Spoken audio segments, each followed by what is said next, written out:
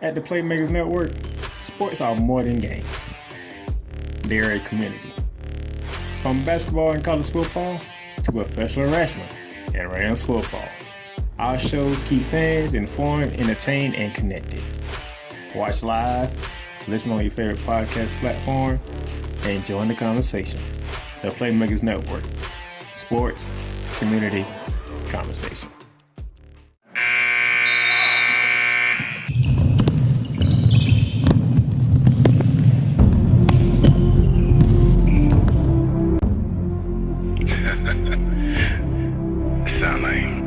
Sound like some Viking music, don't it? Yeah, gotta get it out the mud, that's the only way to win. Who am I to point the finger like I never ever seen? Been through the ups and downs like the letter N. They don't let you through the door, better kick it again. Cause that's the only way to win. That's the only way to go. Gotta get it out the mud, gotta get it out the flow. Cause that's the only way to go, let's go. Shooting, lights out.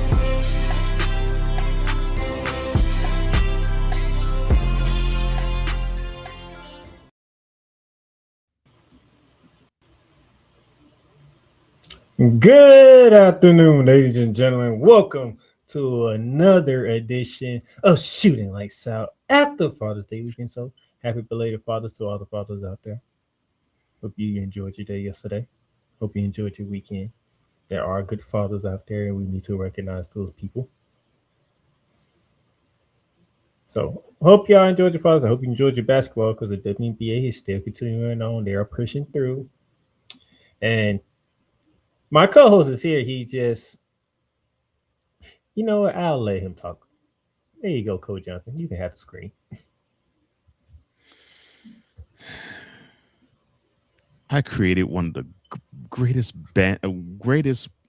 graphics I could possibly muster. I mean, it looked beautiful. That Madison Square Garden scoreboard that just said that the Knicks they ain't gonna win a world championship, and it was only good for 8 months. I thought I was gonna get that. I thought I was gonna get aware of that for years. But the moment I make that brilliance up, it lasts 8 months. So, as you can see, this is why I have the screen showing the way it does. Because since I call other people out in sports, when I am shown up, I am big enough to call myself out. Shame. Sad.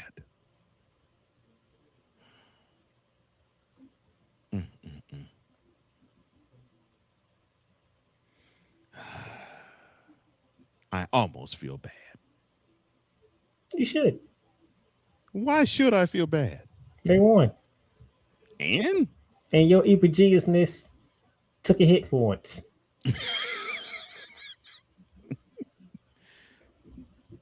Well, I mean, it can't be right in sports all the time. But usually when you make graphics, those pretty much tend to test the time. Well, that's true. That one, well, that last one ain't.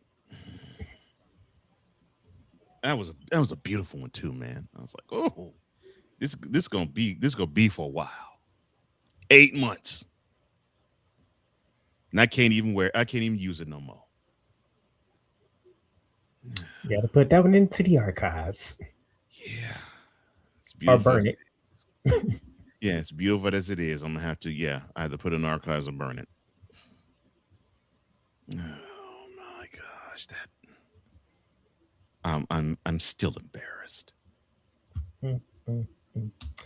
Well, we do have things to get to, sir. So, would you like to say any pleasantries before we get started?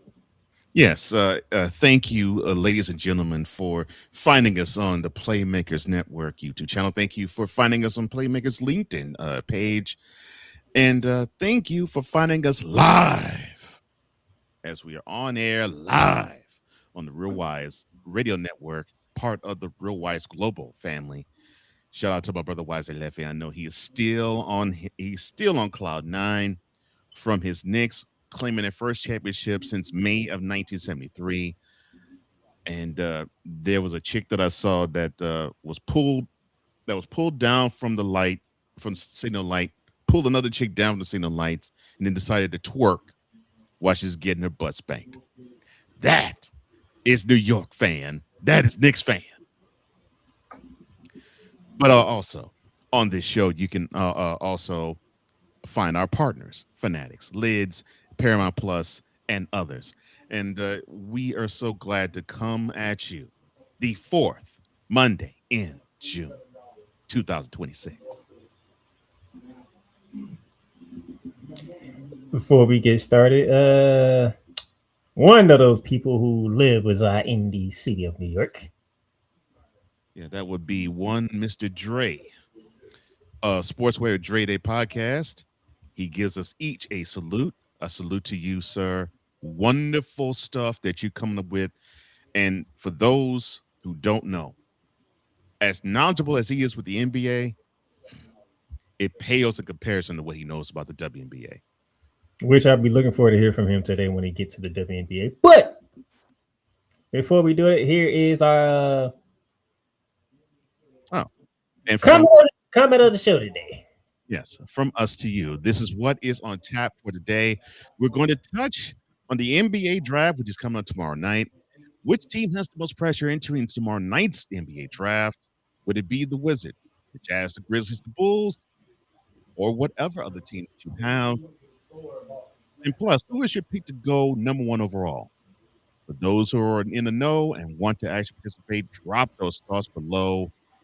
And you can like, share, and subscribe if you have not done all of those things to the Playmakers Network YouTube channel. So now we got all these pleasantries out the way. It's time to go around the hardwood.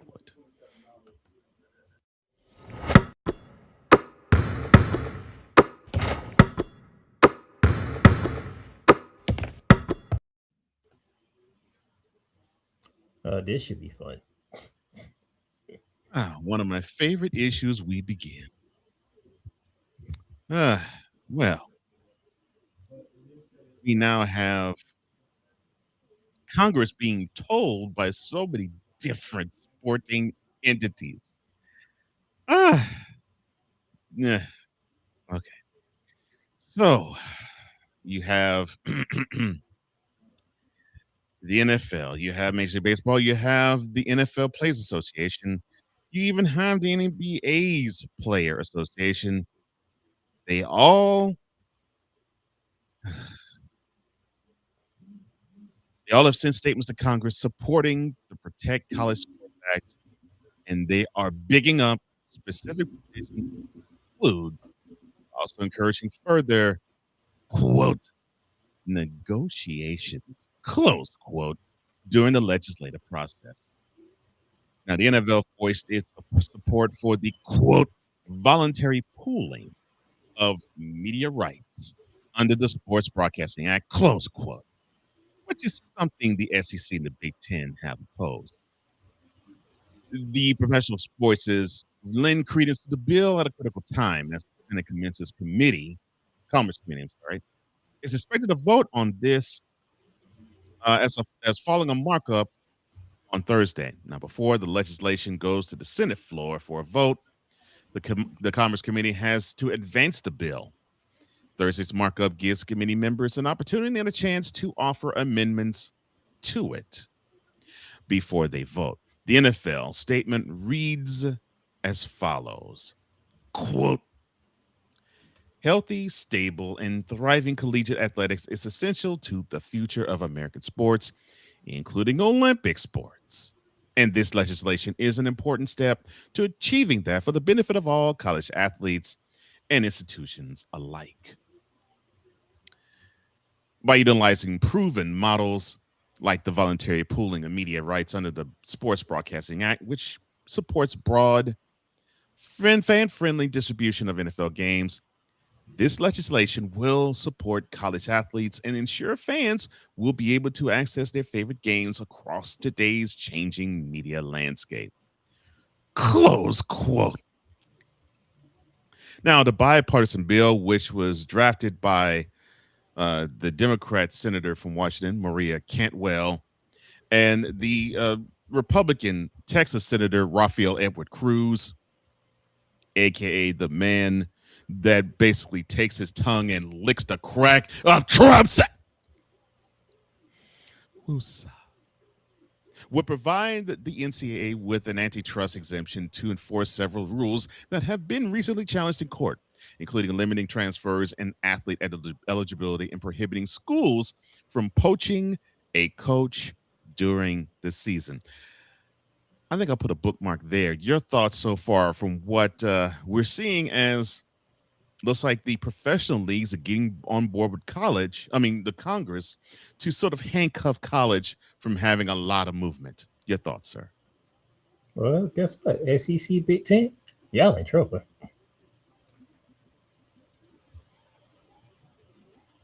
See, this is what happened. When you didn't want to govern yourself like the way you're supposed to,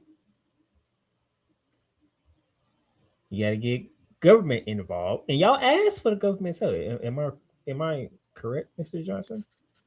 Well, not only did they ask for the government's help, they put themselves in position to where they could only do, the only thing they could do is ask for the government's help. And then the professional league say, Congress, we back you. That's the worst thing y'all could ask for. Good for people like me and Cole Johnson, because guess what? After a while, the college sports won't be the Wild Wild West anymore. There'll be structure in college sports. But it should have been from the start, NCAA. It's sorely needed. So guess what? I don't feel bad for y'all. They put themselves in that position. That's why we don't feel bad for you.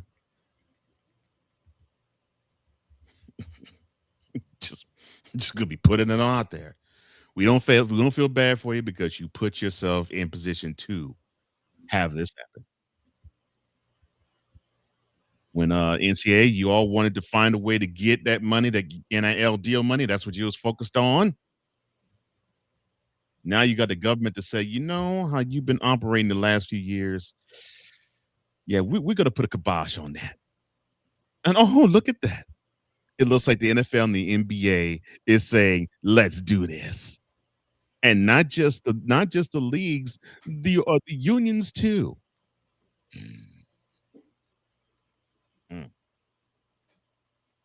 So sorry for you. By the way, that was on the 16th.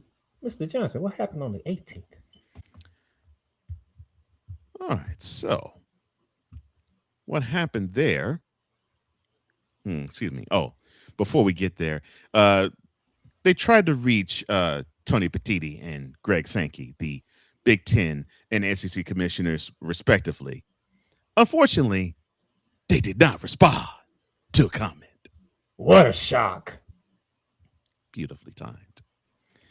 Now, what happened 2 days after that? Well, it looks like it passed in the House. A sweeping federal bill to reshape college sports is now headed to the Senate floor, marking the first time during a years-long effort that the full U.S. Senate will have the opportunity to vote on a proposed solution to some of the issues facing collegiate sports. The Protect College Sports Act, spearheaded by the Cantwell and Raphael Edward. Get your tongue out of Trump's butt. Sorry. Oops. It would provide the NCAA with an antitrust exemption, that it would enforce a cap on payments to athletes, as well as rules related to eligibility transfers in college sports. Now, the Senate Commerce Committee voted 19-9 on Thursday morning to move the bill forward to that Senate vote. The details of the proposal are still subject to change.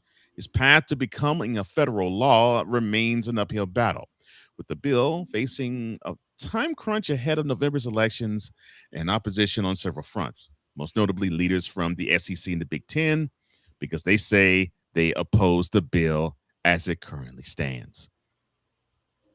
Now, both the SEC and the Big Ten said in a joint statement, quote, We continue to believe revisions are needed to secure our support for the bill. We are encouraged that several Commerce Committee members share our concerns and support these recommendations. We will continue working with stakeholders to ensure this bill delivers meaningful protections for student athletes and lasting stability for college sports. Close quote. Question. Yes. What are you actually trying to protect, SEC and Big Ten? Dum dum dum dum dum dum dum dum dum dum dum dum dum dum dum dum. Some people got to have it. Hey, hey, hey. Some people really need it. Listen to me, y'all. Do things, bad things with it. This so y'all know and get an understanding. Me and Coach Johnson, we are SEC people. Mm-hmm. And we are not afraid to call out our own conference. No, we both live in SEC country, so yeah. Greg Sankey, you have done a great job thus far. Until this bill came out. Yeah. When this bill came out, now you feel some type of way. But guess what? Between you, BTD, Yorkman, and Phillips, the four commissioners of the four major conferences, y'all didn't want to do what y'all supposed to have done. Of course, everything's going to go to the NCAA. That's why I leave it to Coach Johnson to take care of that part. But you four commissioners, y'all didn't help the matters anyway. And y'all could have majorly helped the matters. And the one thing that we usually don't talk about when we bring up Nick Saban is the fact that Nick Saban actually said during that entire reveal of how college football is ran, you four can't agree on most of this stuff. Why is that? Because the SEC and the Big Ten are the two top dogs, and they want everything for themselves. Yeah. So yes, Greg Sankey and Batita, I'm pointing the finger at y'all too, and I don't care how y'all feel, and I don't care how everybody else feels. I'm kind of talking about my own commissioner. Yes, I am. Go ahead, Mr. Johnson. Sorry about that. I just had to throw that question out. I'm like, what are we actually protecting here? Because I don't sound like you're protecting the student athletes. Then, from my understanding, you turned that perfect. Because I was going to say. Like, yeah, you released all this saying that you want to continue working and deliver meaningful protections. You mean protection for that dollar, protection for that wallet. And by the way, you turned that perfect. And by the way, our brother, he's joining in on the fun too. And Dre says, "For the love of money, don't let money change you." I mean, it's just. I'm sorry, it's just that evident. NCAA is just greedy as. Sorry, it just is. I can't wait. I can't wait for August. I cannot wait for August. And those of you who don't know, just stay with the Playmakers Network. And when August gets here, you will understand why I can't wait for August. So the NCAA and its schools have been asking Congress for federal antitrust protection. Actually, not since we did what we did on Bearing Down the Gridiron with Nick Saban when he was at the Rose Bowl. This has been going on for the last 6 years. And after several failed attempts in the Senate and the House, Raphael Edward referred to the current bill as the industry's last best chance to get something done. And to be honest with you, he ain't lying. Saying, quote, "No more punting. We're in fourth down territory. It's time to go for it." Close quote. No, I love that. I love that quote, by the way. I actually love that quote. That's probably the smartest thing that dude has ever said in his 56 years of living. And then he tied to the most famous sport in America. Mm-hmm. Now, while the bill does provide an antitrust exemption, it remains silent on whether any college athletes should be considered employees of their schools in the future. Republicans, and most notably, most NCAA officials, wanted legislation that would block employee status for athletes because they say many smaller schools wouldn't be able to afford their current lineup of sports. Now, okay. Go ahead, sir. No, okay. Even though I'm pretty sure me and Cole Johnson feel the same way about the overall, but they do make a good point about that. I would give them that. That is a very good point. Oh, it is a good point. I can't push on that. I can't push down that at all. Push back on it, I mean. In a social media post Wednesday evening, NCAA President Charlie Baker. Hello, how you doing? Oh, First name Lord. Charlie, last name Baker. I wonder if you can open your wallet so I can steal all your money. I'm sorry, my bad. He said that he wanted to see more changes in the bill as it progresses through the legislative process, going further in saying, quote, as a former governor, I understand that getting important legislation done requires compromise. While the bill does not address every issue college sports face, the current state of play cannot continue, and we must move the bill forward. I look forward to working alongside our student athletes, leaders, and all 1,100 schools to advance this bill and make changes to ensure it's as effective as possible. Wait a minute. Hold on. Close quote. Wait a minute. We actually have somebody in the NCAA that can actually think. Well, I think he must have. I think he must have had some brain damage, because you remember, son, you wanted to have the whole college athletes gamble. You saw how wonderful that worked out. So now you finally caught some sense. Good for you, Baker. I'm glad you caught sense and realized you can't have gamble be pervasive throughout college sports. And now you realize that college sports has just gone all down the crapper, and you need to have governmental help. And you're actually saying, you know what? I think we need to embrace this. Good for you. You know what he's saying? Push the bill, and then we'll work on the revisions as we go.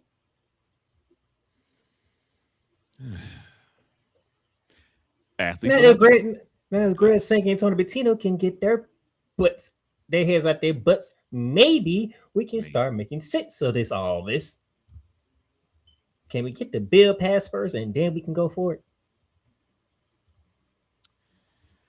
it? Now, athletes would have the potential to unionize and collectively bargain for more pay or other benefits if they are deemed to be employees. That's your sticking point. Professional sports leagues are able to effectively enforce their own salary caps and other rules through negotiated collective bargaining agreements. Several college sports coaches and administrators have, within the last year, started to embrace the idea of bargaining with their athletes if college is unable to pass a bill. And guaranteed, I don't think these college coaches want to do that. We shall see.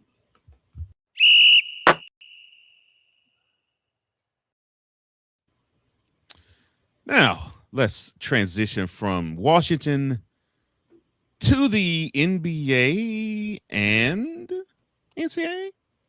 Oh, ESPN analyst Kendrick Perkins, he has agreed to become the men's basketball general manager at HBCU's Jackson State.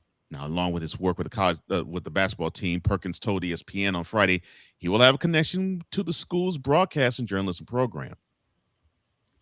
He said, quote, I'm thankful for this opportunity to impact young lives and pour back into my community. Close quote. Perkins worked closely with new Jackson State coach Trey Johnson and athletic director Ashley Robinson to finalize this role. Now, the Tigers were 12-21 last season, and they made the NCAA tournament back in 2007 when Johnson was a player on the team. Your thoughts on Perkins being an executive in an HBCU college? Well, I know for some fans out there, they are not pleased because guess what? It does say here, I'm sorry to jump ahead of you, Mr. Johnson, but he served as a ESPN analyst since 2019 and will continue in the position. Meaning he ain't leaving the ESPN. I was going to say, are you alluding to a possible, what's the term? What's the term? It's escaping me. Oh, yeah. Conflict of interest? I should just leave out that. I doubt it too, but still. I get why you brought that up. Very good question, but I seriously doubt it. We're talking about Jackson State here. Yeah, we're also talking about Kendrick. No, let me not go there. Professionalism, Cole. Professionalism. See, that's why it came a clip.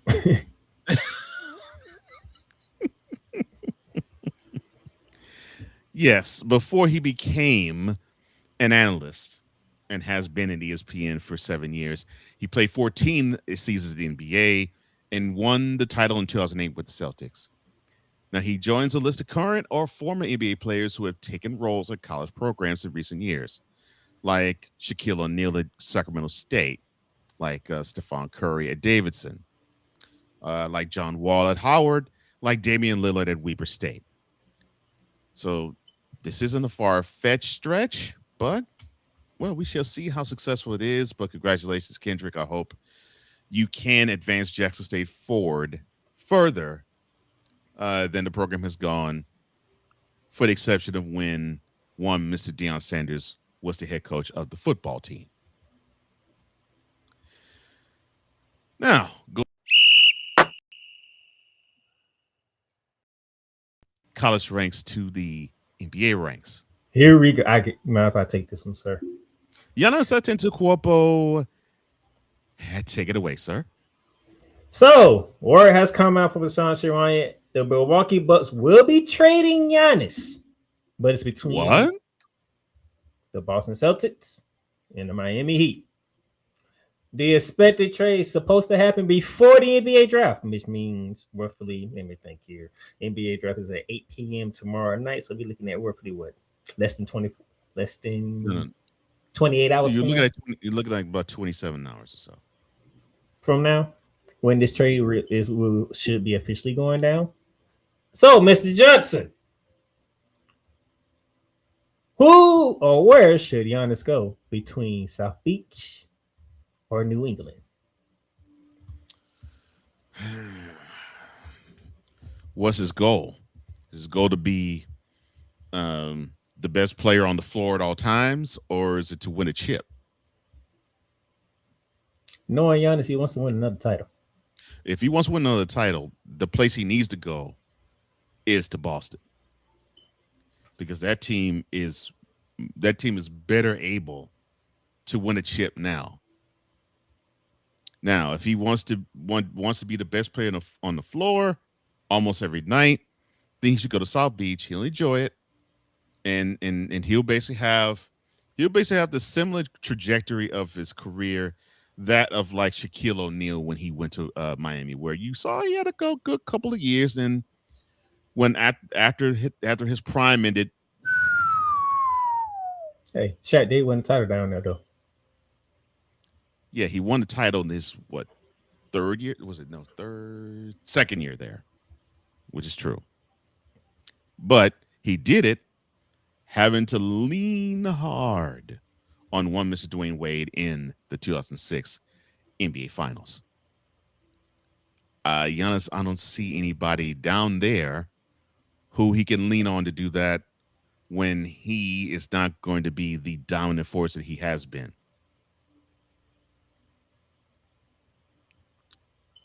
But I think if the goal is another ring, the Celtics is the easier choice and the better choice for him. So you're looking at either Giannis with Jason Tatum, or you're looking at Giannis with Bam Adebayo and possibly Tyler Hero. Bam Adebayo, who could score 83 points one game and 3 points the next. And I love that you said possibly Tyler Hero, because we don't know who all is going to be in the trade. We know for sure that Jaylen Brown is getting traded. Yeah, but of the two, Jaylen Brown is going to probably be going. No, I mean like no, I'm like of the Celtics. I meant. No, between Brown and Tatum. I meant. No, what I'm saying is Boston is trying to move Jaylen Brown. Oh, it might not even be for Giannis Antetokounmpo. They're trying to move Jaylen Brown. From what Shams and Brian Windhorst said on Get Up this morning, Boston is ready to move from Jaylen Brown. Yeah, they better move. That's what I'm. They better move Kiwi head. But they will love to do it for Giannis and some other players we don't know. And for what Sham said, Miami's trading. We will be trading some young players, a lot of draft picks. So that's why I said possibly Tyler Hero still might be on the team. So you basically what you're saying to me is the Celtics are sick of Jaylen Brown putting shoe polish on former opposing players' jerseys. I get the comic part of it, but you know the real reason why they want to move from Jaylen Brown. Because that man had the audacity to come on his podcast and say that this was his best season. The best season he had was this past season. Not even 24 hours after being eliminated. Eschew, the season they won the chip, which was 2 years before that.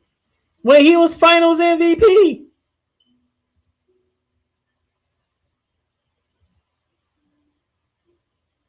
This season was the best season of his career. That isn't, well, I mean, the Celtics have been winning championships for the last 80 years. 70 years. That isn't how they roll. That's not how they do business. So, yeah. I'm actually surprised Boston is let him even have a podcast, to be honest with you. What do you mean surprised he has one? I'm surprised Boston let him have one. What do you mean you're surprised Boston let him have one? I mean, the dude is 1A I get that. To Tatum. But Boston is a type of team that don't bring attention to themselves. Individually. What would you call Kevin Garnett, the triumvirate of Kevin Garnett, Paul Pierce, and Ray Allen? They didn't have a show together though. It was all on the court. What would you even call the tandem of Paul Pierce and Antoine Walker? They didn't have a show together. It was all on court, and that's what I'm saying. But you can bring attention to yourself and attention to others, and it not be a podcast. Is what I'm saying. And it's probably the reason why Boston don't want. It's probably what Boston feared too, because Jaylen Brown had his own show, and he said what he said. Like, why? Because he can. That's why. But he was able to stand up business. Now the Celtics, it's time for you to stand up business and get rid of him. I hope you can find somebody in his stead, though. I mean, he's a good player, and you probably will get something in return. But well, it was good while it lasted, Jaylen. Wow. I don't know why you did it. Why you did it to yourself, Jaylen? You did it to yourself. Maybe you want to get out of Boston because you know that Jason Tatum's team is not yours. He been knowing that. It's been Jason Tatum's team ever since he's been on it. And if he's been clueless all this time about that, then there's something's majorly wrong with him. I don't root for the Celtics, and I know that team is Jason Tatum's. So, how you feel? Where should Giannis go? Should he take the trade to Boston, or should he take the trade to Miami? We got about 27 hours before, if Milwaukee stays too true to their word and they want to get the trade done before the NBA draft. Or they're full of crap, but they're just saying this so they can say it. And they be like, April Fools, although it's June, we keeping big man. So where should Giannis go? Let us know in the chat.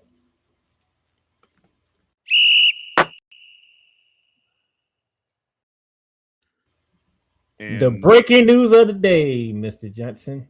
And why, Dusty May, do you want to embarrass yourself? Oh, I'm sorry, I'm getting ahead of myself. Michigan coach Dusty May is finalizing a deal to take the Dallas Mavericks head coaching position. And this is what sources told ESPN. An axis-shifting move that significantly alters the college and NBA landscapes. Before I continue, Dusty, you just took a team to a national championship. You have the best job at the current. Why do you want to jeopardize that to go to a crappy team like the Mavericks? Why? I'm sorry. The 49-year-old led Michigan basketball to the national title this year, and he'll coach a franchise with Cooper Flagg as a linchpin player. Who cares? The Mavericks fired Jason Kidd after a 26-56 season last year. May led Michigan to a 64-13 record over the past 2 seasons in Ann Arbor. And in his previous stint, he led Florida Atlantic to back-to-back NCAA tournaments, including a 2023 Final Four appearance. He rolled out other college basketball jobs this offseason, but the NBA has always been intriguing to May. He's the first college head coach to take an NBA job since former Michigan coach John Beilein took over the Cavaliers job in 2019. The last to leave college immediately after winning a national championship, that would be Larry Brown, back in 1988. Billy Donovan of Florida, he was the most recent NCAA title-winning coach to leave for the greener pastures of the NBA back in 2015. The move puts May in charge of the Mavericks' next generation, which is being crafted around Flagg, the current NBA's Rookie of the Year. And he led he led Dallas, I should say, by scoring 21 points a game. The move puts Michigan in a sudden state of flux after the Wolverines' dominant run to the title. Michigan appeared well-positioned to repeat, as ESPN's Jeff Borzello ranked Michigan number 3 in his early top 25 rankings. Son, you got 5 months before they even start playing. Why? I'm sorry. May's departure means that Michigan's players can explore their future options under NCAA rules. A 15-day transfer window will open 5 days after a new head coaching position has been publicly announced. Michigan is working toward hiring current assistant coach Mike Boynton Jr. as an interim coach per sources. Boynton brings head coaching experience from Oklahoma State and will attempt to keep a talented roster in place. Now, that roster includes Final Four's most outstanding player Elliot Cadeau, talented rising sophomore Trey McKinney, and a new crop of talented transfers that includes J.P. Estrella, Mustafa Thiam, and Jalen Reed. Now, the Mavericks parted ways with Kidd soon after hiring new president and alternate governor Masai Ujiri.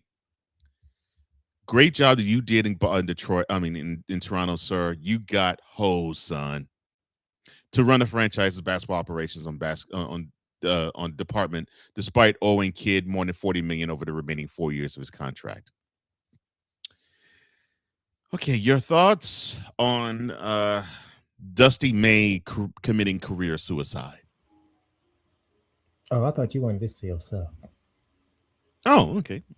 I assume that you wanted this to yourself because a national championship coach is going to the team that you despise the most.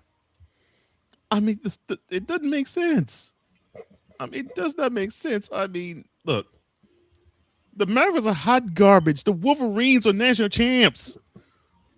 You got to ride that out. Why would you want to lead the team when you know you got the team exactly where you want them, and you want to lead them for the hot mess that is in the Metroplex? The Mavs went 205-205 in the last 5 seasons on the Kid, highlighted by that run that Dallas made to the final, to the Western Conference Finals 2022 and the 2024 NBA Finals run. Oh, that 2022 Western Conference Finals run. Yeah, that team had the current NBA's finals most valuable player, Jalen Brunson, on it. I digress. That just shows how dumb you are, Mavericks. I'm sorry. However, the Mavs didn't make the playoffs the last 2 seasons after that stunning controversial trade of superstar Luka Doncic to the Los Angeles Lakers in February 2025. Really? I'm surprised. A move that ultimately resulted in the firing of general manager Nico Harrison in November. The worst decision the franchise has ever made. You had a general manager that was going to put the team in the proper position that it was supposed to be, in the dumps. and you actually caught since and fired that dummy. No, you should have given one excuse after another, say he's great, he's trying, while the team is circling the drain. I'm sorry. League sources told ESPN's Tim McMahon that the Mavericks also gauged the interest of Duke's John Shire, who coached Flag, of course, during his lone season in college, as they searched for Kidd's replacement. That process also included interviews with several NBA assistant coaches, but the Mavs prioritized recruiting May. Now, the arc of May's rise has been similar to that of Brad Stevens, the Celtics' former head coach, and now he's an executive with the Celtics. He parlayed 2 national title game appearances with Butler, going from there to the Celtics in a head coaching job back in July of 2013. Now, May emerged as one of the sport's promising young coaches after leading the number 9 seed Florida Atlantic to the 2023 Final Four. Now, the Owls lost a 1-point game to San Diego State in the national semifinal game, and May authored impressive back-to-back seasons of 35-4 and 25-9, respectively, there. Now, his last 4 seasons as head coach in college, he went 124 and 26. In 2025, Michigan lost to number one seeded Auburn in the Sweet 16. Now, over that time, May's reputation blossomed both as a tactical coach in games and a coach who understands roster construction and what players work together with on the floor. Now, that also includes oversized lineups, as Michigan became the antidote for the small ball revolution in college basketball by effectively playing multiple big men. Now, during Michigan's championship parade in April, athletic director Ward Manuel announced that May had agreed to a new deal that would keep him in Michigan, quote, for many years to come, close quote. Son, many years is not a month. That deal wasn't signed at the time of Manuel's proclamation, and no deal announcement emerged in the subsequent months. Now, May is a former Indiana basketball manager who grinded his way up the top of the coaching ladder, including stops at USC as a video coordinator and assistant jobs at Eastern Michigan, Murray State, University of Alabama, Birmingham, Louisiana Tech, and Florida. Now, the Larry Browning, or the hopscotching around the country, led him to the head coaching job at Florida Atlantic in 2018. And now he's about to make sure that he no longer will matter on the coaching pantheon. He could have.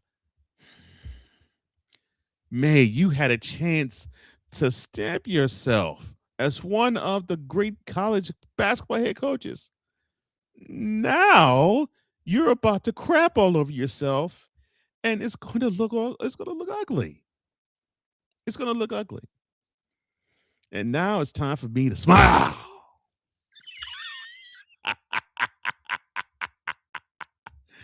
Mavericks go down. It couldn't happen to a better city.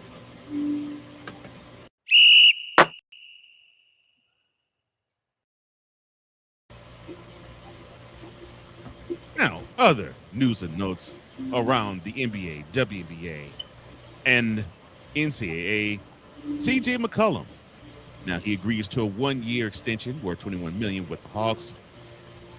KCP, or Kentavious Caldwell-Pope, he exercises that $21.6 million player option with the Grizzlies. You got Trae Young. He declined his player option, which is close to $49 million to become a free agent. And he wanted to do that to sign a 4-year, $212 million deal with the Wizards. And the Thunder, they traded guard Aaron Wiggins to the Hawks for a second-round pick in 4 years' time, or 2030. And that's around the Hardwood.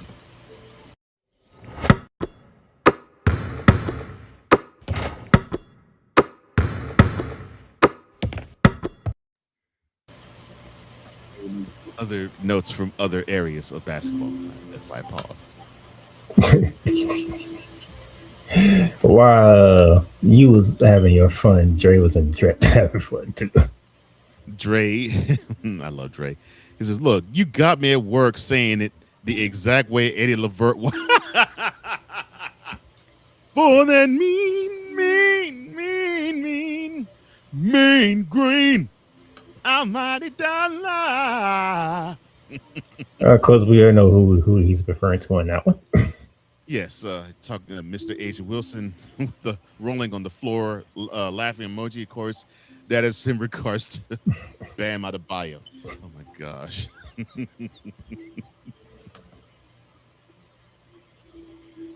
As I said, Mr. 83 points one game and 3 the next.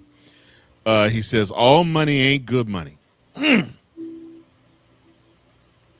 Things I've heard on the spades and dominoes table all my life. All money ain't good money. You ain't lying. All right. Commercial break. When we come back, we got some games to recap. One which I'm not happy about. Why? The action doesn't stop when the game ends. With Paramount Plus, stream live sports, hit originals, blockbuster movies, and your favorite shows all in one place. From championship moments to must-watch entertainment, Paramount Plus has something for everyone. Start streaming today with Paramount Plus, available through the Playmakerz network. Poppy J. You got the option to cry for the government. You got the option to protest. You got the option to keep buying, but this is also an option. Wise El Jefe. We're the first tech geeks. We're the first gamers. We're the first everything. Like Gen X's, we are the ones. BS3 Network proudly presents the crew from the New York boroughs who never wants that smoke. Nah, they want that fire. Poppy J and Wise El Jefe, Fridays at 9 p.m. Eastern, 8 p.m. Central. Check your local listings for your viewing and listening pleasure.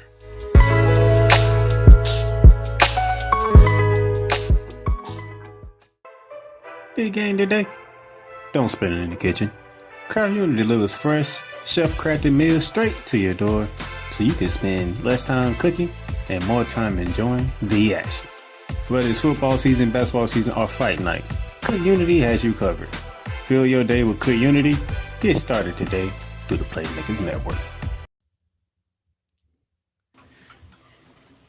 Welcome back to Shooting Lights Out with the Playmaker. I am Cole Johnson. It is great to do basketball the way we do it. Yep. And by the way, with CookUnity, you can get 50% off on your first week. Get freshly crafted made meals from world-known chefs. So, if you love to eat and you don't feel like cooking in the kitchen, CookUnity, 50% off your first week. Giving you an option to try them out. And if you enjoy it, you can stay with them. Link is in the chat. So go ahead and hit our link and enjoy some freshly crafted meals. Why don't you? Get on it. Now, Dre, I need you in the chat for this one because it's time to run the fast break. That this guy has shown. Let me shut up. James off the steal. James with the stop.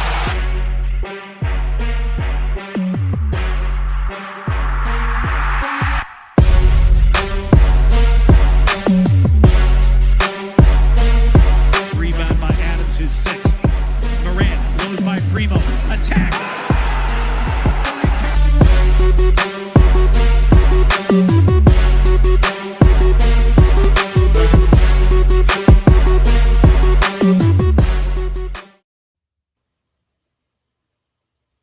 And as we run the fast break, obviously, if you have not been paying attention, it's all WNBA because we crowned champion in the NBA last week. And you wanted to ask me a question before we went to break. Well, here's your answer. The Liberty played a wonderful game. Oh, they went out west and took an L. I'm sorry. Well, the Liberty went out west. They played the Los Angeles Sparks, and they seemed to have control of the game. I mean, they did. Before you continue on, it was the 30th anniversary to yesterday, by the way, of a certain league being started up, sir. And do you recall back on that day, yesterday, 30 years ago, what two teams played? It would be the two teams that you see here. Do you remember where they played it? Well, not in this. I mean, no, it wasn't in the same spot. I mean, the same city, but it wasn't in the same arena. But y'all have context on why I picked that game. And it was the first Women's Sunday of ESPN, and of course they started off with the game that kicked it all off of the WNBA. All the ladies were in the building from 30 years ago. I got to see Teaspoon was there. Of course, Lisa Leslie was there. So there you go. 30 years. Culminated over the weekend. Continue on, sir. All right. Well, we decided to renew homecoming pleasantries. Oh yeah, and everybody wore their old jerseys that back in 30 years ago too. The same jerseys. So I decided to renew homecoming pleasantries with the Sparks and the Liberty, two of the stalwart NBA franchises. You had to ruin the fact the Comets had to leave. I'm sorry. Woosah. The Liberty had control of this game. Unfortunately, they didn't get the memo because they lost the game 98-97. Nneka Ogwumike, she led the way with 24 points and 6 boards, along with 3 steals. For a losing effort, Breonna Stewart gave you 18 points, 10 rebounds, and 4 dimes. Now, Ogwumike led the Sparks from 17 points down to stun the Liberty at the buzzer, which would be the 30th anniversary of the first NBA game played 29 years ago. In 6 figures, you had not 1, not 2, not 3, 4, 5, but you had 6 Sparks who did so. Impressive. The Sparks improved to 8-8. The Liberty, they dropped to 11-6.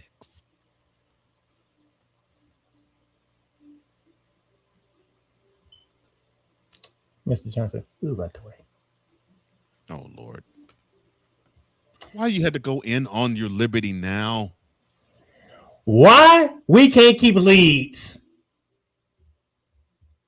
This is the 5th time. I mean, might be more. Dre, if you know, remind me. It's like the 5th time we had a double-digit lead and we lost. What is up with us and not keeping leads? And the funny thing is, Mr. Johnson said we lost 6 games, right? I just said about 5 of them is when we had double-digit leads. And you want to know why I need to go on my league right now? You got your answer. Wow. Orlando Magic, you got to do better. The reason why I'm saying that is I never saw a playmaker this hot about you all as he is about his Liberty. Man. And y'all blew a 3-1 series leading the playoffs. Woo! Good Lord, you all got to come up. Sabrina is back. Might not be Sabrina yet, but still, we was up 17 in the second half, and we lost the game. Breonna Stewart, you might be on the screen as the top player for the Liberty, but you missed 2 free throws in the final seconds of the game to leave it at a 2-point game. And guess what? Guess what Nneka did? She shot a 3 at the buzzer.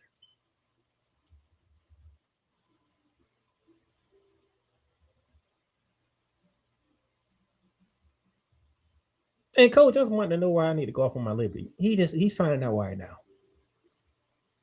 Yeah, the same woman that I put on the screen that's the top Liberty player, Mr. Johnson, is the same one who opened the door for Necker to hit a game-winning 3. It bees that way sometimes. After blowing that 17-point lead.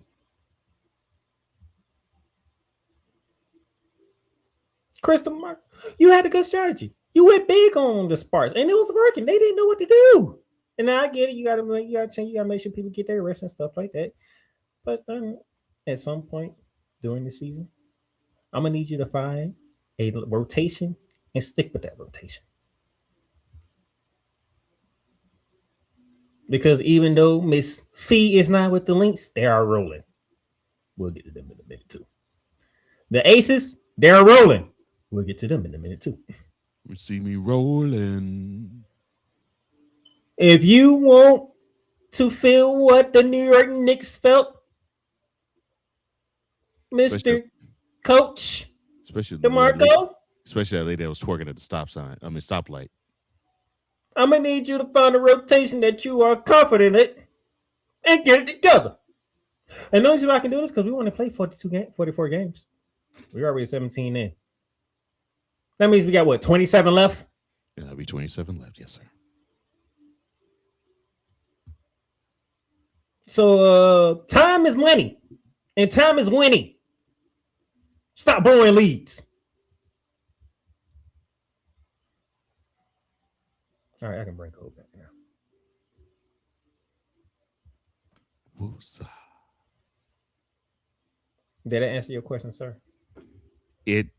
It sufficiently answered my question. I'm like, oh my gosh, that's what I said. Magic, you better get on your ball because I haven't seen Playmaker get this animated and amped and upset about you all the way he's getting upset about Liberty. And you won't believe me? I have a fellow Liberty in the chat. Dre, he says turnovers and Stewie Choke missing 2 out of 4 free throws are the reasons that Dre has given as to why the Liberty choked away their lead and lost in LA. He also said they should have took that game and played it at the Forum, right? But I don't know if they can play athletic events at Forum now, because I think they built the Forum now to only entertain concerts, I believe, if I'm not mistaken. But you have to talk to your Knicks owner James Dolan. He owns the Forum. He says, "Look, Krista Marco sucks." Wow. He also goes on to say Pauline Astier should have had that ball in crunch time to make them free throws. You got to find a way to get her the ball, and she was perfect from the line. Which does Dre Furley back up what I was going through? That talks about game management and game strategy. That falls on the sideline. I'm sorry. Go ahead, sir. Does Dre even give more credence to my problem right now then for you, sir? Yes, it does. Well, I figured Dre would. Just let y'all know I wasn't complaining just to be complaining. I didn't think you were complaining. I'm just saying I haven't seen you go in on the Magic like this. I mean, he's going in hard on the Liberty, and the Liberty are more successful. Yeah, I'm finna say out of the two teams, which one is practically top 3 in their league and who's not? That's why I said, man, you got more fire for the Liberty than you do for the Magic. I'm like, man. Because there's expectation when it comes to the New York Liberty. There's expectation of excellence when it comes to the New York Liberty. And they're not living to the expectations right now. I don't care if they are 11-6. 5 of them losses because they had double-digit leads. One of those back and forth, or the one team was just dominating. No, you had the lead going into the second half by double digits, and you lost it. And this game had the lead going in the fourth quarter, so yeah.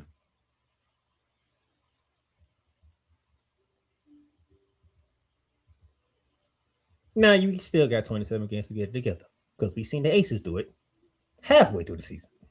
I mean, heck, man, the Aces, they were 14-14 and then ran the table. So, for Dre, for Wise, I'm speaking for all those Liberty fans. Get it together. Wow. So I know more Liberty fans for WNBA than any other. Wow, that's a bit scurry. You make it take, sir. Well, other games that took place that were of note. The Dream. They decided to give the Fever more headaches and blues, beating them down Saturday 113-96. Ryan Howard, Um, sir. I'm gonna take Snowman out this equation. Fever fans. I'm pretty sure Coach John's going to want to call another group out instead of Fever fans because I know how he thinks. What happened? Because the Dream went to y'all earlier in the week and gave you an L, and then you ran it back Saturday in the ATL, and the Dream gave you an what's the letter I'm looking for, Coach Johnson?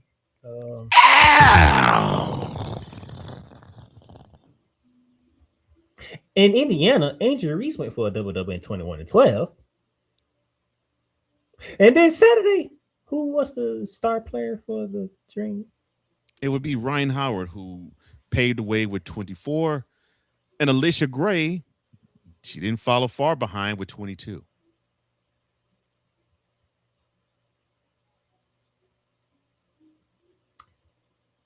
I could go deeper into this if I really want to, but I'm not going to do it. Continue on, sir. All right. The blowout of the week. And that would be one of the two Sunday games that we're highlighting here. The Aces, who they seem to have a problem playing at home. It looks like they have some problem. They took on the Valkyrie, beat them down 92-73.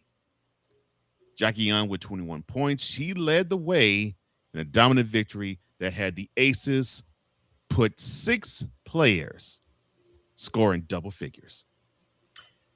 I'm sorry, but Cole, the Valkyrie had the worst shooting performance I have ever seen. And I'm not exaggerating. Watching that game, and you know I had to watch that game. I'm like, oh, it's Valkyries and Aces. That's the game I need to watch. Mm-hmm. Ooh, boy. You ready for this? Mm-hmm. They shot 17% from 3. That's when you have to say, stop shooting them. I tell you teams this, if you keep bricking from outside, stop shooting them. They was 5 for 30. See, y'all had no reason shooting 33s if you gonna miss 25 of them. Lord have mercy. Let me stop. You know what the Aces shot? 46% from 3. That was 11 for 24. Now that is reasonable. I'll take that from 3 every game. You want to know why the Valkyries got their ass whooped in Vegas? There you go. That pisses me off. The Aces shot 6 less threes than the Valkyries, but made 6 more than the Valkyries. See, that pisses me off. It's like if you ain't seen the shot fall, put yourself in better offensive positioning, which means actually take it to a sacrifice and shooting from deep, so you can keep up with a team that is spanking your behinds. But that just makes too much sense. And speaking of the spanking part, you probably didn't know this, but the Aces are 3-0 against the Valkyrie this year. And it'll make it worse is the Valkyries are 0-2 against another team that you about to talk about right now. Yeah, and the Lynx, they hosted the Mystics. Although Nafisa Collier is back, the Mystics look like they are wanting to show that their time is now. They went into the Twin Cities and gave you an 84-79 victory. Sonia Citron gave you 21 points. She led the way with the Mystics, surprising that dub over the Lynx. Good win for the Misses.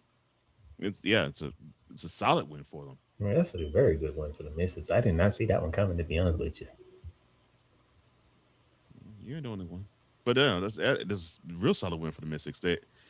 If they want to actually show that they are a team on the rise, they have to have games like this. So you go to the Twin Cities, you prove that you actually are a team on the come up, and you put forth an effort that's worthy of people sitting up and taking notes and saying, oh, this is a squad. Okay, we got to pay attention to them. Congratulations. Now let's see if you can rise up to those expectations. Dre says, look, I need to talk to my boo, Sabrina. Sabrina Ionescu. But yeah, I think this is something that the Mystics should actually sit with and say, we can now start to build a culture of winning if they keep doing that. He goes on to say, look, Jordan Canada was my MVP of that game, a double-double and 0 turnovers. That is how you're supposed to do it as a point guard. Take care of that ball and feed everybody. You know, just to be petty. And petty's not really my thing. You can ask Coach Johnson on that one. But just to be petty. It's been quiet on the front of Angel Reese lately. I haven't heard from the Angel Reese haters. Why would you? By the fact she has beaten Caitlin Clark twice with the Dream. Why would you hear from her? I mean, you just said one of those reasons. The other would be, correct me if I'm wrong, it looks like the Dream are doing pretty well, and the Sky, they're doing the same. The Sky doing the opposite. No, I mean, like, and I heard this stat. The first 10 games of last year, they were like 4 and. No, they were 3 and 7. This year they're 4 and 6. I'm like, well, there's not much of a change. So you can't say it was Angel Reese that made your team sink. It's other factors. So the Sky or Circle the Dream are one of the best teams in the league. I mean, sometimes you have to say, well, it ain't this. And speaking of the Sky, he might be going up on the Sky when you get to this part. Other quick hits on Friday, the Sun. They did me a solid. Thank you, Sun. I appreciate you. Toronto did you a solid. I'm sorry. The Toronto Tempo, they did me solid. The Sun did me even a bigger solid. The Sun taking an Now I will now cede the floor to Playmaker. No, I said Liberty took it on the chin to the Mystics. Oh no, that's why I did what I did for the first one. Okay. You wonder why I set all that up for that point right there. Okay. Well, the Mystics, unfortunately, they gave the Liberty another L. And also the Valkyries took another L, this time to the Lynx. So if you're trying to keep up, Valkyrie took 2 L's. The Liberty took 2 L's. 2 L's. The Mystics took 2 dubs. 2 dubs. Mm-hmm. And the Lynx went 1-1. 1-1. Mm-hmm. There you go. Yes. On Saturday, you had the Mercury taming the storm. And the Wings came back. Look, Sky, this is ridiculous. This team is crap. Why are you allowing leads to be blown against a franchise you should beat? Why?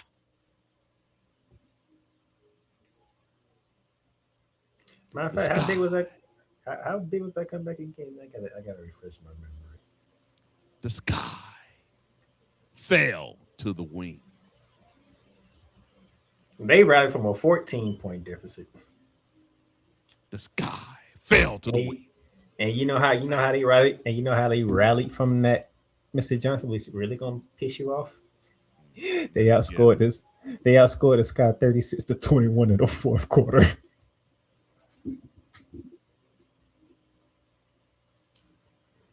That's 15 points. There go your 1 point win. So the sky basically disappeared in the fourth quarter.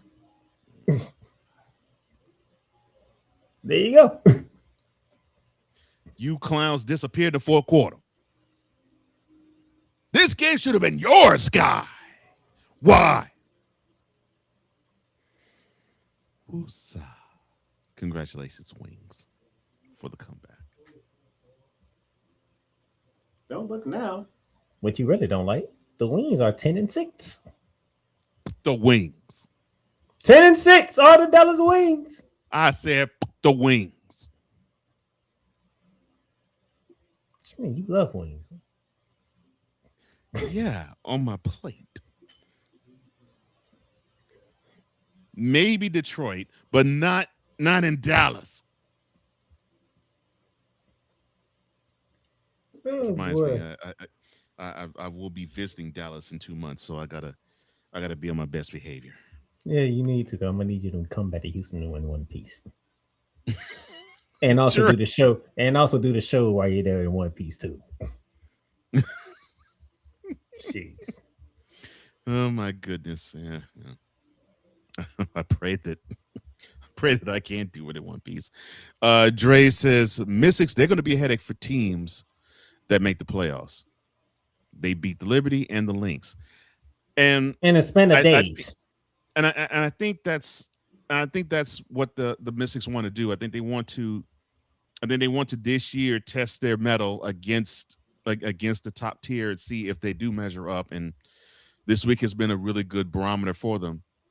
I say they might be ahead of schedule.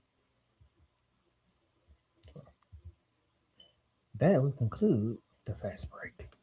That this guy has shown. Let me shut up. James off the steal. James with the stop.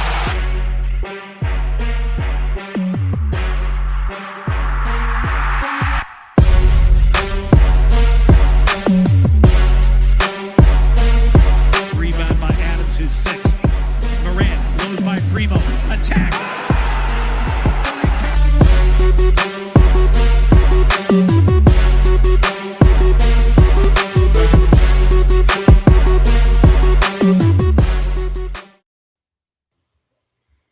And we'll be back around to this. Sometimes it's not even about the jerseys. It's the hat that sets it off. Snapbacks, fitties, truckers, whatever your style is, that's how you rep your team every day. If you're looking to upgrade your collection or find your next go-to cap, we got you covered. Hit the link in the description and shop the latest styles right now through Liz. Every team, every style, every day. Top off your fit the right way. Join Ryan McCarthy I became a Jets fan because Kurt the Frog was my favorite Muppet because he was green, and the Jets wore green. That's how I became a Jets fan. and Dustin Henry ESPN is cashing all in on let's pay a few personalities and we'll just kind of fill in the gaps. as they walk you through all of the world of sports from their perspective. The Albany Empire, it's a literal circus. No credentials required. Where, Ryan, say the tag. Where you don't need a press pass to talk sports. Every Monday at 8 p.m. Eastern, 7 p.m. Central. On YouTube and where you can find all podcasts.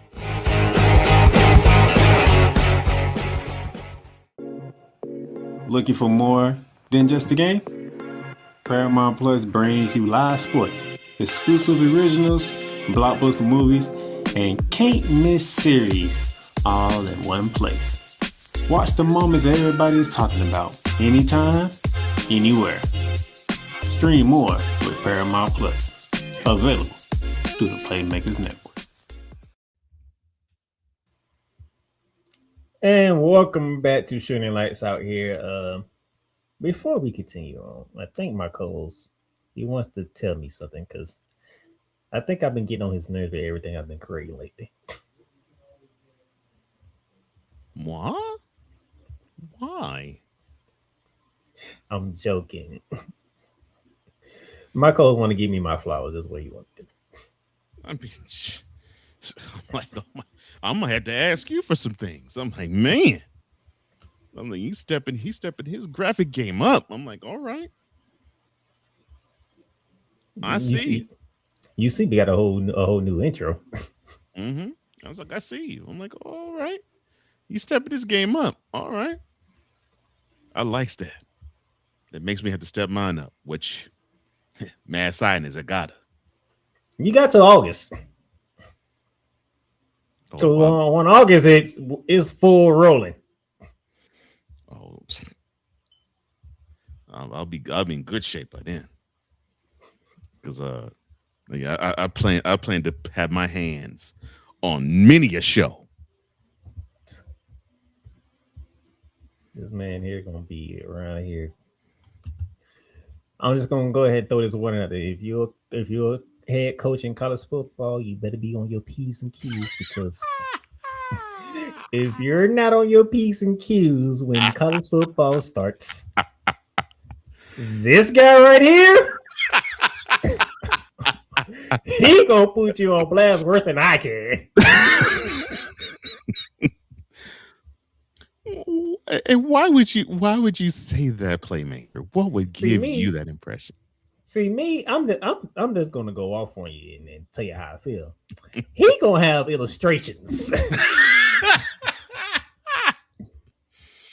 Oh my gosh. He gonna have illustrations of what's going on here. Oh, that. Oh, I still love that James Franklin bit. That was beautiful. I gotta go back and watch that. Good gracious. And then what makes it even worse, he goes to the team that Coach O can't even stand no more because of the first 2 weeks of last season. Oh my gosh. And he goes to Virginia Tech. I'm like, how ironic this is. Pitiful. And he Coach up that bag right after 2 weeks. I'm done with y'all. Pitiful. All right, now I gotta get some last one, but now we go back to the NBA because tomorrow and Wednesday is the NBA draft. Tomorrow will be the first round. Wednesday will be the second round. They wasting our time with 2 days of this? Lord have mercy. Trying so hard to be the NFL. Well, it does keep it to where it's not overly long anymore. Yeah, it's true. I was about You to have say, look. You have 30 picks, NBA. You can get through that within 2 hours, okay? We don't need 4 hours. Look, 2 hours. I'm like, look, just make it really interesting. I mean, look, just make the first round 10 minutes and the second round 5, and you'll be all right. So when the clock hits 10 o'clock, we should be done with the first round. Then you can go to Sports Center and let Sports Center do what they need to do. Same thing with Wednesday. By the time you hit 10 o'clock, hey, if you want second round, you probably can do it in an hour because most people ain't gonna care. Time out. The draft is tomorrow or Wednesday? Both. First round tomorrow, second round Wednesday. Okay. So the graphic there is June the 23rd and the 24th. Yeah. Just wanted to make sure.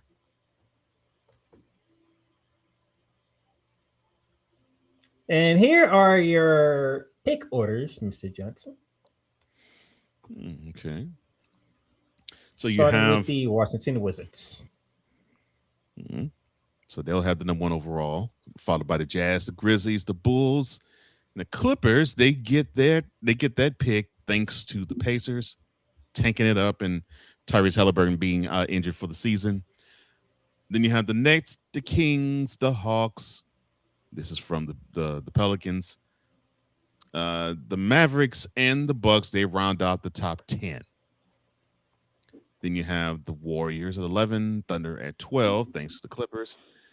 The Heat at 13, the Hornets at 14, the Bulls at 15. Thank you, Trailblazers. And then you have the Grizzlies at 16.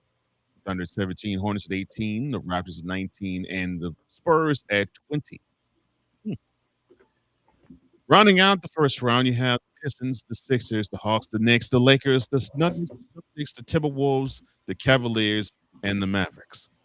Thank you, Rockets, for not embarrassing yourselves and being in any of the first round. Thank you, Jesus. Yeah. The Rockets, the Magic, The Pelicans, the Pacers, and somebody else don't have first round picks. Good. Yeah, like me and Coach team, they're like mirroring each other for whatever reason. Yeah. One is happy about it, the other one is frustrated about it. I mean, look, the Rockets basically just circling the drain, and they were going to circle the drain when Fred VanVleet got injured and to start the season. So I was like, yeah, this is not going to be a good season, and it wasn't. I mean, they bowed out the same spot as last year, first round. So that is the pick order of the first round, Mr. Johnson. I took the liberty to go through the draft to see what names was most noticeable that are in the drafts. All right. So you have from BYU, AJ DeBonsa. You have Darren Peterson of Kansas, Cameron Boozer of Duke. Son, when you have the lead and the ball, take care of the ball, son. That was not him. That was the other one. Oh, I'm sorry. My bad.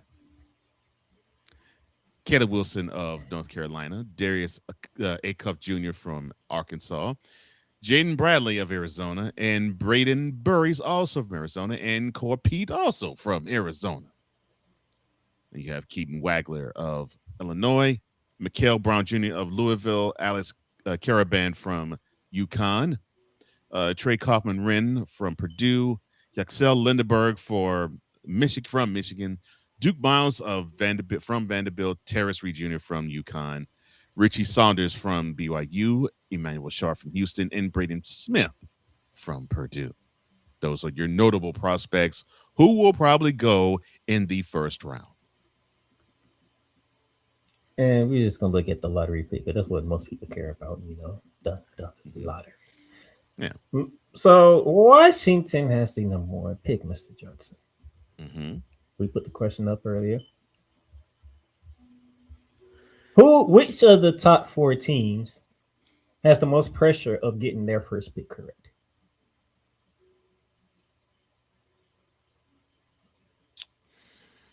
Ooh.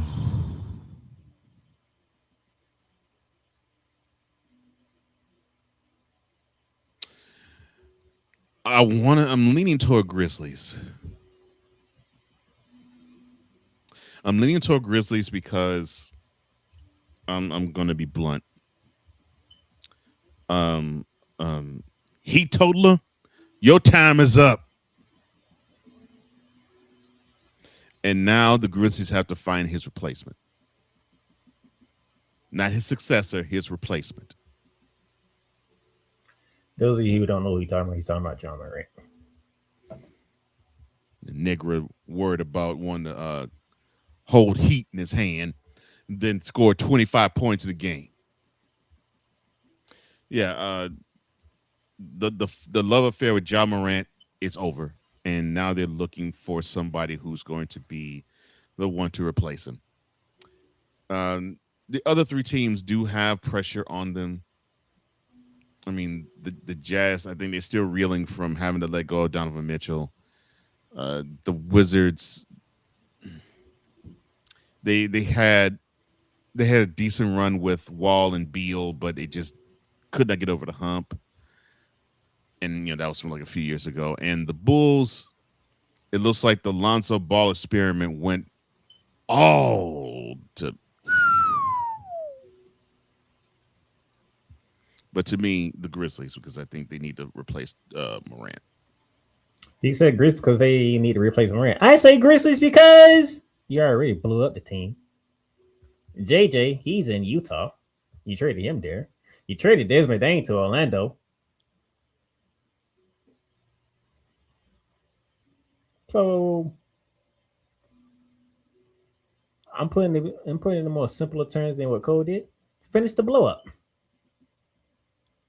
And start from scratch. Go ahead, finish the blow up and start from scratch. And just start the rebuilding process. Go ahead. Go ahead, trade Morant. Draft. As Cole said, his replacement. If you want to call this, I don't care what you want to call it. You can say successful replacement. I don't care. Just finish the blow up project and start rebuilding. Memphis, go ahead. Go ahead, start rebuilding. The Wizards, they're gonna be the Wizards regardless. Unfortunately, but yeah. Utah, they're trying. They need more time. They're trying. They just need more time. And I think seriously, I still think they're reeling from still trying to find who is going to succeed Donovan Mitchell. I think they still are reeling from that. And the Bulls, they starting a whole new plan, so can't really say much about them right now. Nah, it's unfortunate. They've been for the last few years throwing things on walls, seeing what would stick, and unfortunately, maybe for the exception of Kobe White, nothing has. And just for the record, LA Clippers, I know you got the 5th pick, but you dumbasses gave the Thunder the 12th pick. I don't know if they dumb or Sam Presti just knows how to fleece them. Dumb. Thank you for putting it the other way. Or Sam Presti knows how to fleece them because the Clippers are not the only team that he's fleeced over the past 10 years. No, he fleeced them the worst. For Paul George. Why you gotta sound like Snowman? Why do you have to sound like Snowman when you said that? Why? All because of Kawhi Leonard. By the way, how did that experience work out for them? 0 finals trips. You dumb nuts. Only 1 conference finals appearance. And that was without Kawhi Leonard. All Paul George. Only 1 conference finals appearance. 0 finals trips in what and that's because in the first round, 2, 3, 4, 5, Kawhi Leonard dropped 40 in Phoenix. The next thing we know, he dropped out the playoffs. He was done for the rest of the playoffs. Yeah, he dropped out the playoffs. 1 conference finals trip in 7 years, and in that conference finals run, you're correct. It was Paul George that got them to the conference finals. Oh, by the way, the team never got that far in the history of the franchise. He almost got them to the NBA finals. Mm-hmm. Otherwise, Devin Booker would never taste what the finals looked like. But that's no story for another day because I know I see the look in this way. He can go in on Devin Booker about that finals appearance. I could do that. I definitely do that about Game 7 the next year, but I'll stop. Game 7 conference semifinals next year. The next year. So you see the draft order. Go back to the notable players. Mr. Johnson. Mm-hmm. Who would hear their name called first in your opinion? Who would hear their name called first, he asks.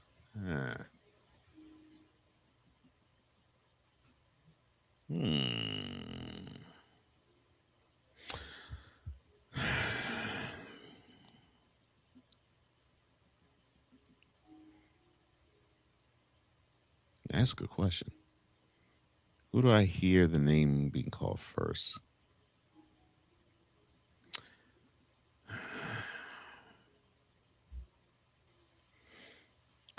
I almost want to say Yasser Lindenborg, but I don't think it will be. If I am Washington Wizards, and if we are trying to build, and I'm going to put that in quotation marks, a team, your best bet is AJ DeBonsa. Because you finna sign Trae Young to a big contract. So you already got your star guard for the team. You're going to need a wing. A wing and a big man. That's going to be their two needs. A wing, well, 3. A wing, a big man, and defensive stopper. AJ DeBonsa can be your wing defensive stopper. That dude was something special at BYU. But if you want to be flashy, if you want to be in the headlines, you're gonna draft Darren Peterson because we have questions because everybody has questions about him. Yeah, he can shoot. He can put the ball in the bucket. Is he gonna be on the freaking court?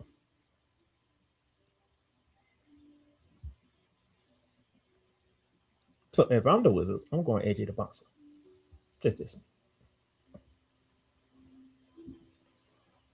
You have anything you want to say?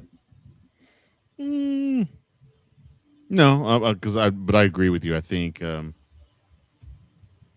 if you have an offensively prolific player, you need to draft somebody of defensive quality to counterbalance what he can do. So yeah, I agree. I think Dabansa, if they're building a team, is the proper pick.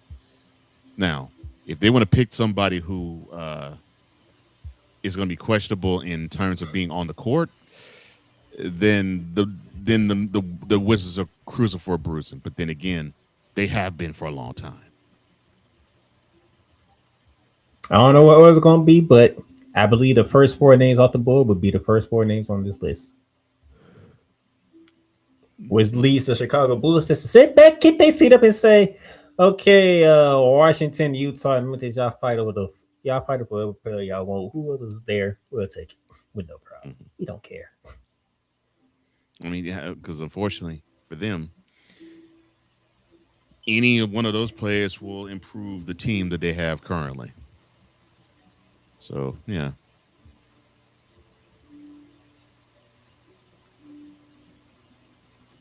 So I'm looking forward to Bouncer, Peterson, Bruiser, and Wilson to be the first 4 names that I hear tomorrow in the NBA draft. Now, I'll ask you this question, sir. Mm-hmm. You are a Cougar. You have followed the Cougars for a very long time. Mm-hmm. You see a Mario Sharp name up there. Mm-hmm. What team? Where he fit in?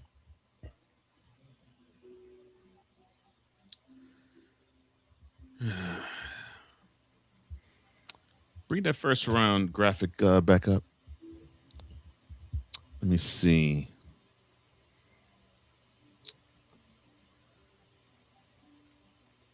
Oh man, I think he would fit well with the Raptors. However, if the Raptors pass on him and they get somebody else, I can see the Spurs grabbing him. So you saying Sharp around 19 or 20? Mm-hmm.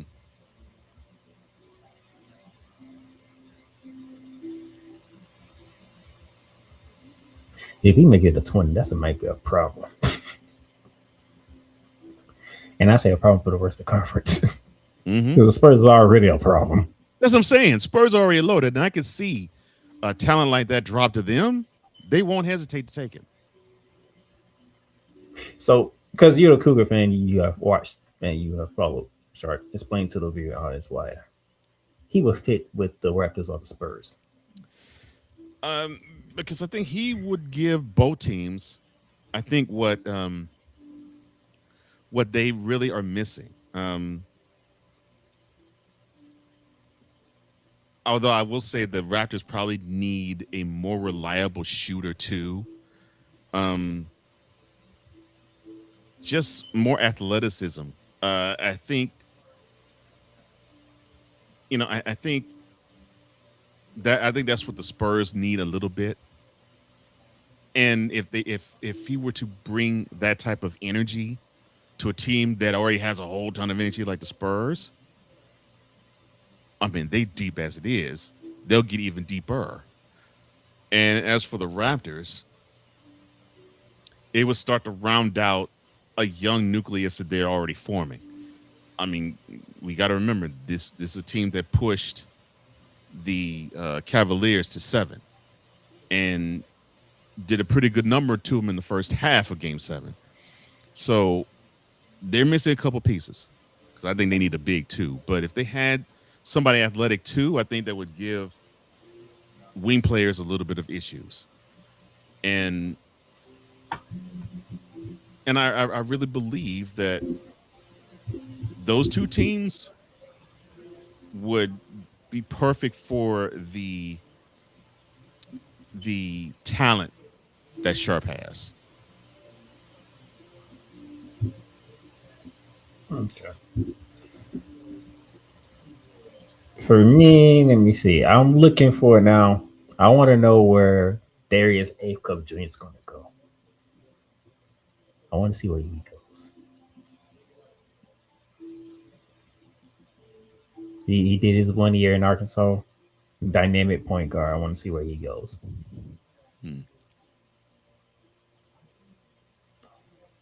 Well, if you're going by this list, it looks like you have him going 5. Okay. No, I just did the noticeable names. I ain't doing them to the order. Mm-hmm. These just names I should hear right. tomorrow night. Mm-hmm. Lindenbaugh, ooh, whoever drafts him, good gracious. You're getting a leader day one. That's why I think the Wizards should think like that. But I don't think they're going to get him. Because when you have talent like AJ DeBonsa, when you have an offensive threat, if you can stay on the court, Darian Peterson, it's kind of hard to not pass. Yeah, it's kind of hard to pass them up. I agree with that. But Lindenberg, you getting a leader. So that's going to be interesting to see. But I expect all 18 of these names that you see on your screen to be called tomorrow night. I will be shocked if they make it to Wednesday. Now, the only one that probably would make it to Wednesday might be Richie Saunders because of the torn ACL. Yeah. That I will understand. Because of the torn ACL, I will understand that. Yeah. But you have 30 picks in the draft, and it's 18 of them right here. So I should hear just about all 18 in tomorrow night. And the crazy thing is, the reason why I can say that, because we cover all of them during the college basketball season. At some point, yeah. But at some point in college basketball season, yeah.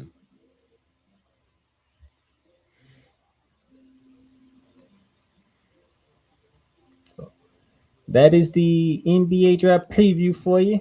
And before we go to final commercial break, an old friend has dropped by. And old friend is VLock83 or Victor Lock or Vicalock. He says, how's it going, Kings? When's the draft again? The draft is tomorrow night and Wednesday night. Yes. It's actually 2 nights, Victor. That is the Ed McMahon of the Snowman in the Morning program. He says, I caught that. Laughing out loud.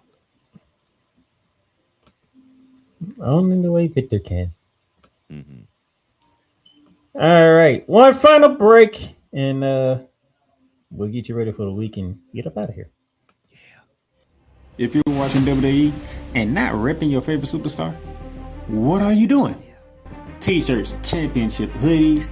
This is how you show who you ride with. Whether it's legends or the stars that are running it right now, it's all about representing your side. Hit the link in the description and shop official gear right now through WWE Shop. Every era, every superstar, every fan. Don't just watch. Represent. Cool McCain. You thought you wanted Gunther against Chad Gable, but you didn't. And I'm going to tell you why. Chad Gable would take everything that Gunther's done and bury it. The Playmaker. It was on site. AJ Styles walked out there seeing LA Knight. Oh, okay. Then LA Knight hopped out the car. Let's go. Break down everything in TNA, AEW, and all of the WWE programming. Join these 2 kings, monarchs of wrestling, live every Monday at 6:30 p.m. Eastern, 5:30 p.m. Central on the Playmakerz Sports Talk YouTube channel. The game is about to start. The last thing you should be worrying about is what's for dinner. With CookUnity, chef-crafted meals are ready to enjoy in minutes. Great food, less hassle, more game time. CookUnity, available through the Playmakerz Network.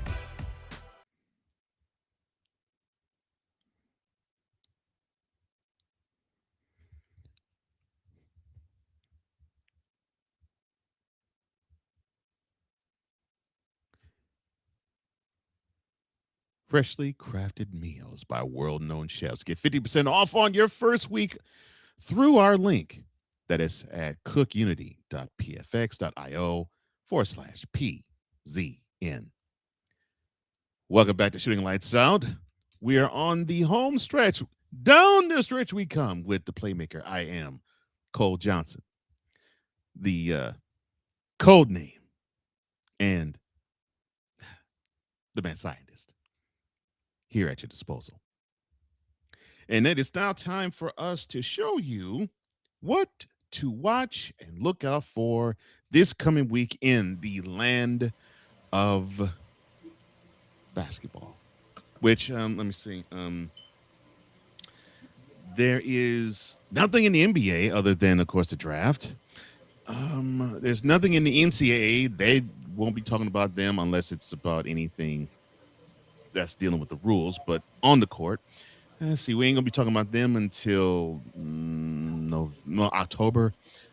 I can't think of what we could talk about. Oh, that's right, the WNBA tonight. And there are games that'll be on tap tonight. Well, let's start with the Sun hosting the Sky. That game tip-off is at 7 p.m. All times that you see listed are Eastern. This is gonna be a funny game because I wish Cole could watch it, but he can't. Cause he would be, I don't know what to do with himself with this one. Can't watch it because it ain't gonna get televised, and it's a smart reason why it ain't. He don't know. He don't know if he don't even know if he should throw something at the sky. He should throw something at the sun. Yes. Yeah, it'd be a frustrating game to watch, but yeah, they will be in Connecticut. At 7:30 p.m., the Dream, they will be hosting the Tempo. Again, tip-off is at 7:30. The Dream are slated to just simply spank the Tempo. My game of the night takes us to Indianapolis, Indiana, as the Phoenix Mercury will go on the road to take on the Indiana Fever, 8 p.m. Eastern time. Well, it'll be 7 p.m. local time? No, it'll be 8 p.m. 8 p.m. local time too, because Indianapolis is Eastern. Okay. USA Network be having this game. What is going on with the Fever? I think they caught one. What's going on with the Fever? And the Mercury, not looking so Mercury, is you? You're only 5-12. That's not what Coach Johnson had in mind when he came into this season. Nope. Sure didn't. So, my game of the night, Phoenix, Indiana. And my game of the night will be the Storm. They're hosting the Wings. Tip-off is at 10 p.m. Eastern, 7 p.m. in Seattle. Now, Storm, you better do your job and beat the Wings down.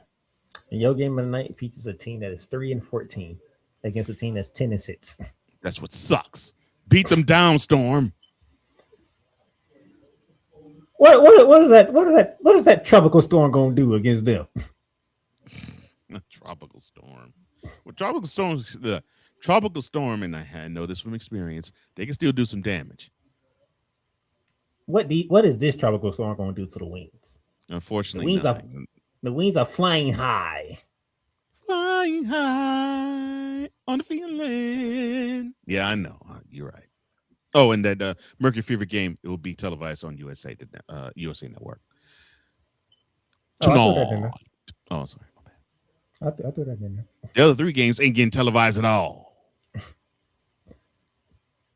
Tomorrow night, you only got 1 game. And it probably will be the game of the week. The Liberty, they go out and hit every vending. I'm sorry, I want to say vending machine. Hit every slot machine they could possibly see, and then they have a game to play. They have to play the defending champion Las Vegas Aces.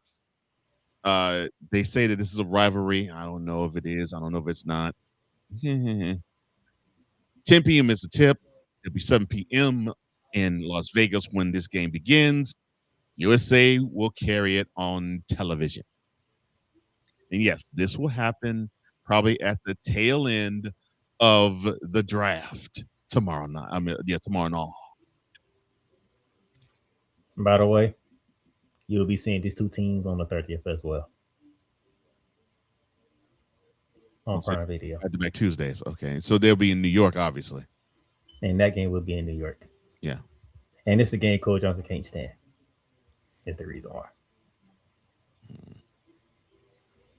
The Commissioner's Cup Championship will be these 2 teams. It's a bunch of bull. You're playing for nothing. Why?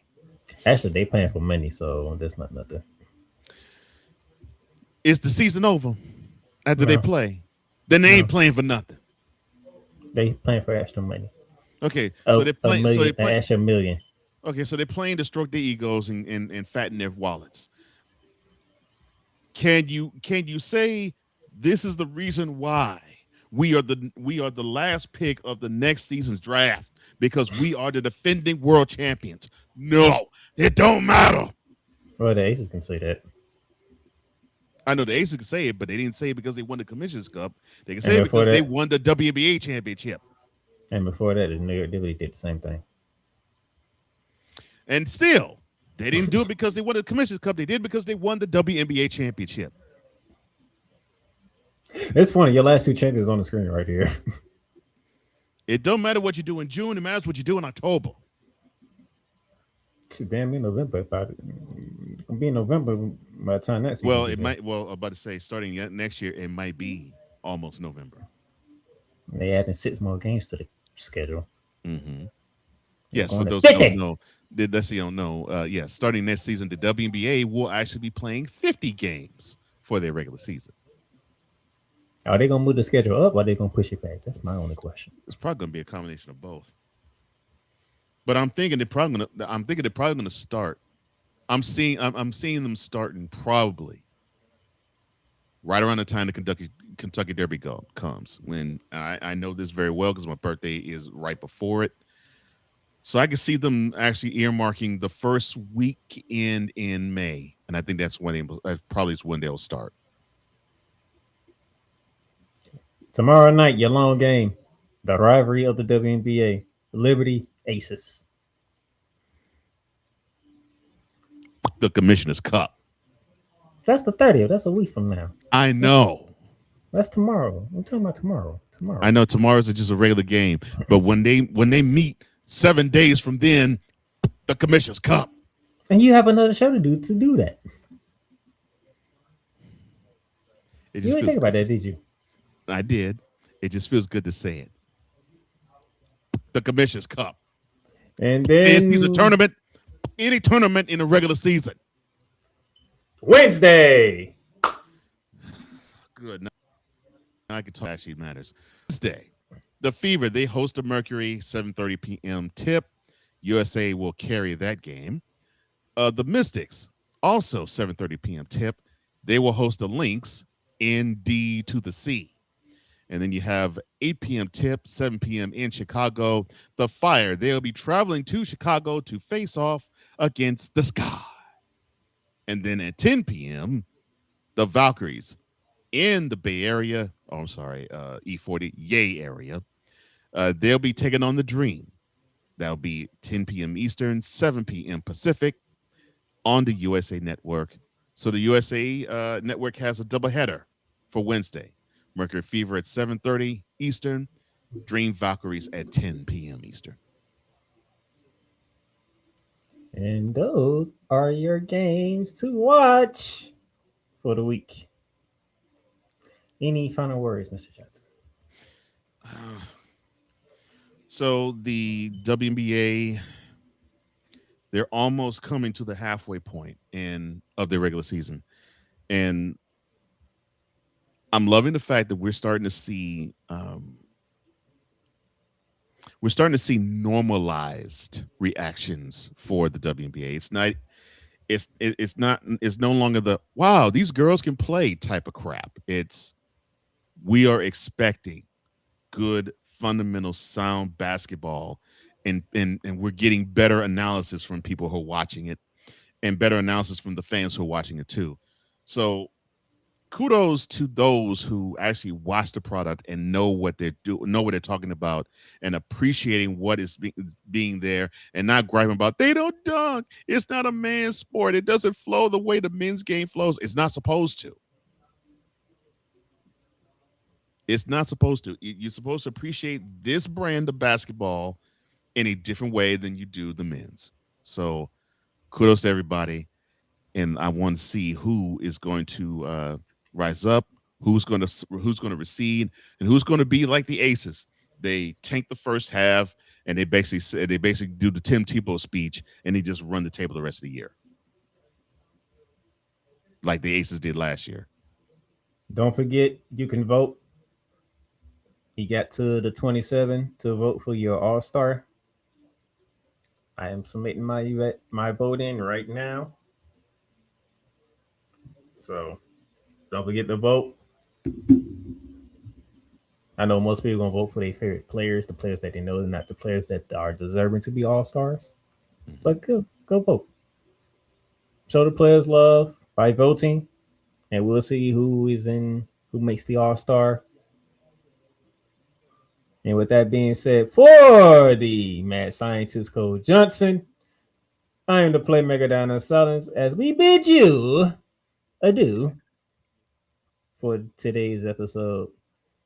Remember to like, subscribe, and follow the Playmakers Network YouTube channel and all of our social media channels as well. And we'll see you next week for more Shooting Lights Out. See ya. You've done good. You've done great. But you can't stop here. You can't stop now. You gotta keep going. Through all your trials and your tribulations, you gotta keep pushing. Now, finish your canvas. Yeah, gotta get it out the mud, that's the only way to win. Who am I to point the finger like I never ever seen? Been through the ups and downs like the letter N. They don't let you through the door, better kick that bitch again. Cause that's the only way to win. That's the only way to go. Gotta get it out the mud, gotta get it out the flow. Cause that's the only way to go. Let's go.